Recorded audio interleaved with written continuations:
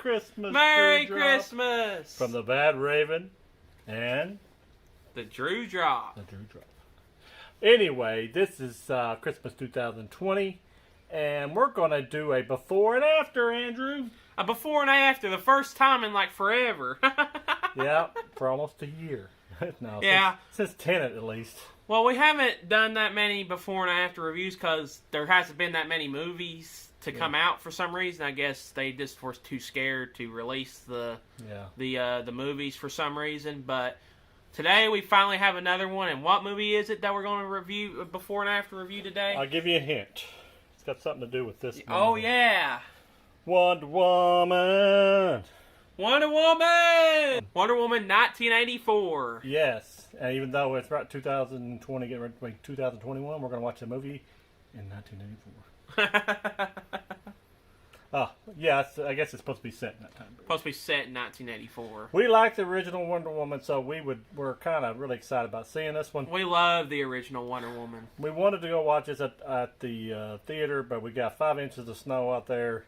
We got the what's this called? Not the WB, it's the HBO something. The HBO Max. We're going to be watching it on there. So we decided to go ahead and watch it. And thanks for the free trial that we got from when I bought Cyberpunk. So that's how we even were able to get this. Exactly. So that's how we're going to be able to watch this. And we like my dad said, we was going to watch it at the theater, but the roads were just slick. It was just not going to happen, unfortunately. Yeah, because we don't believe in this day and date release with the movie. We don't like that. We don't like that. No. We don't want to kill the theaters, and we love the theater going experience. But this time we have no choice because we won't be able to get to see it. And there's so many spoilers out after it comes out, so you have to pretty much watch it. Yeah. So since we got this free trial, we're going to do that. So we're going to go. Well, we're not actually going to go. We're going to sit here and watch this movie, 1984 with Gal Gadot. Oh yeah, and we're going to give you our review afterwards and tell you if it's good or not. And yeah. All right, we'll see you on the other side. See you on the other side. Hey, we're back. Hey! We just watched the 12-hour movie. Oh, is it 12 hours? No, it's not 12 hours, Dad. It was 2 hours and 23 minutes, but it felt like a 12-hour movie, like a 14-hour movie. It felt like I was watching a documentary, one of those documentaries that last forever on the History Channel. That's what it felt like to me. Well, Drew Drop made a comment after the movie was over, which made a lot of sense. He said that this was, about an hour less than Endgame. It was about an hour shorter, almost an hour shorter than Endgame, but Endgame felt shorter than this movie. Because Endgame was good. That was my statement. I love Wonder Woman here. Gal Gadot, I think it is. But anyway, I think she's wonderful in the role. I got nothing against her. Oh, we love the first movie. We love the first movie. This one would really have helped if they had an editor that edited up stuff that the editing was really terrible. It was just god awful. It felt like they kept everything. They didn't want to cut any scenes out. I didn't. Max Lord, who's the guy who plays him? I know he's the man. Pedro Pascal. Yeah, Pedro Pascal. I didn't like him as the villain.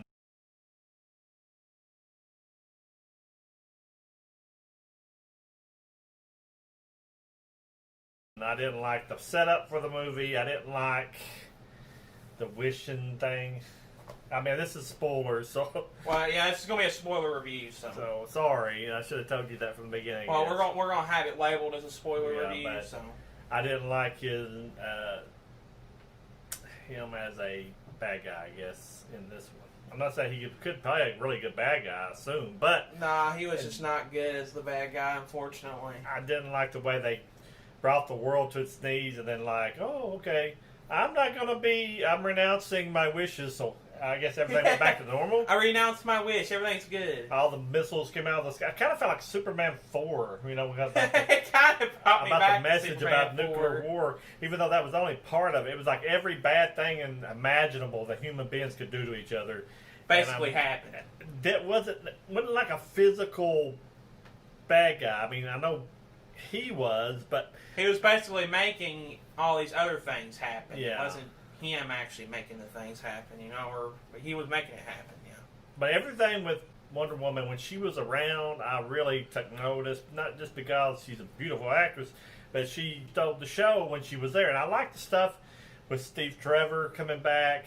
I like the way that she had to kind of let him go to get back her powers. That was kind of neat. And some of the fight scenes were pretty cool. Some of the fight scenes were actually pretty awesome. The Cheetah, I guess she's Cheetah in this one. The other actress.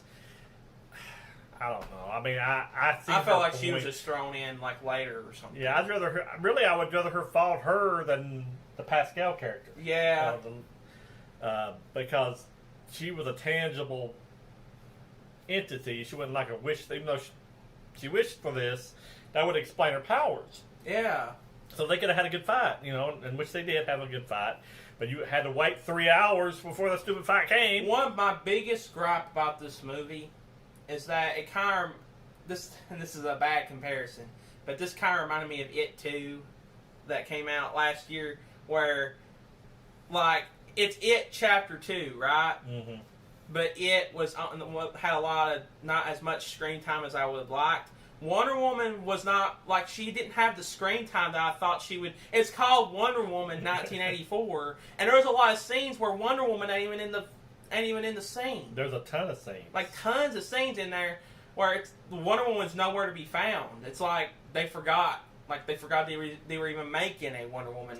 Like if you were just seeing some of those scenes out of context, you would have no idea that was even a Wonder Woman movie. I mean, it was very grand. They made a very grand movie as far as scale and all the stuff that they put in it. But they kind of lost me. I mean, the message they went on about the message of the movie. I mean, I don't know. I didn't feel like that message. I didn't see any message, but I could be dumb. But yeah, but I didn't see any type of message. Well, I mean, so if you are worried about that kind of thing, you don't be worried about it.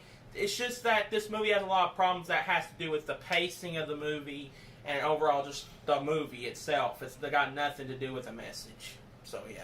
Yeah, well, I meant by the message, not no political message, but I just felt like they were like, you do not make wishes because you'll have a bad don't make wishes because they will come back to haunt you or something. I understand that but they didn't have to use all these different situations over and over and over again. I understood he had a lot of power and he was trying to take over the world or whatever, but it just felt like they just had too much footage to show. This felt like there was like this middle section where it just dragged. Like they were just doing nothing, it seemed like, for like 30 minutes. Did it seem like that to you? Because it seemed like that the whole middle of the movie was just them just, I don't know, it just nothing happened really. It was just kind of just dragging itself. It didn't know what to do. I'm very disappointed. in the actual story. I waited a long time to get to see this. I wanted to see this back in July before all the pandemic and stuff. And I'm kind of glad that I didn't get to watch it in July. I just wished it was shorter, more concise, had a better script as far as not putting so many things going on. And things I did like, Chris Pine was great. Gadot, and the action scenes were great. The action scenes, when Wonder Woman was there, she was awesome. The music was good. Other than that, I can't. The music was good. I would see, since we didn't watch it, the music was good. Yeah. The only rating I can give it, since we didn't actually go to the theater, is see it on HBO. If what would we do? What's HBO what? HBO Max. We would recommend you watch it on HBO Max and not go to the theater to watch it because it's just not a movie, not that great of a movie to go to the theater and watch, unfortunately. Yeah, I was hoping to have a better review of it. We was hoping that we would say, go to the theater, but that's not. It's not. I mean, I'm kind of glad that we were snowed in now because I don't know if I wanted to see it on theater. It's definitely not going to be a movie I don't think we even get it on 4K. Yeah, sadly we will not be buying. I won't be buying it if Drew Drop decides he wants to buy it. I might if it's cheap. I might buy it, but if it's like high or something, no, I'm not buying it. You got anything else to say about this release, Drew Drop? It's too long of a movie. That's all I can say. We got our ratings here. We just like to say thank you for watching the review, and hope everybody had a great Merry Christmas. Hope you're going to have a great and Happy New Year, and we appreciate all the flock out there. And just remember, the Bad Raven is your friend, and come back for more, and like and subscribe and share it with your friends. We really appreciate it. And we're going to let you go, and from the Drew Drop and the Bad Raven, goodbye. Drew Drop out.